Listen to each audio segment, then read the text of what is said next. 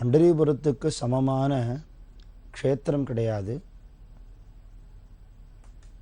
சந்திரபாகாவுக்கு சமமான தீர்த்தம் கிடையாது. புண்டலீகனுக்கு சமமான பக்தன் கிடையாது.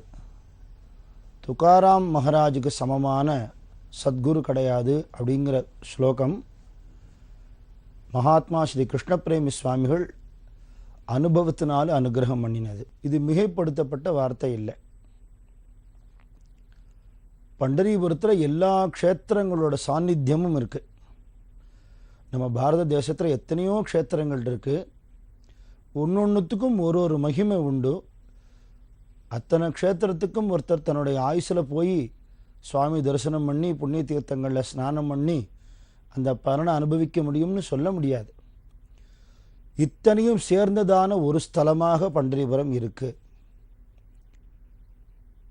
தீர்த்தங்களில் ஒரு தீர்த்தத்துக்கு ஒரு விசேஷம். அத்தனை தீர்த்தத்தோட விசேஷமும் சந்திரபாகாவில் இருக்குது. இது துகாராம் மகாராஜுடைய வாக்கே.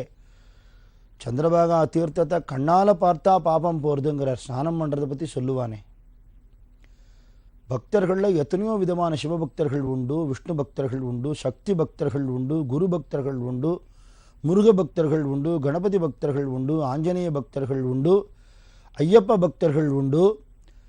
ஆனால் புண்டலீகன் மாதிரி பக்தன் இல்லைன்னு ஒரு பெருமை வருவானே அப்படின்னா, பெத்த தாயும் தந்தையும் தான் எல்லா தெய்வத்தை விடவும் சிரேஷ்டம்னு உணர்ந்து பக்தி பண்ணி இந்த பக்தியினால் பகவானை தன் இருப்பிடத்துக்கு புண்டலீகன் வரவழைச்சாருங்கிறதுனாலேயே புண்டலீகனுக்கு சமமான பக்தனே இல்லைன்னு சொல்லப்படுறது.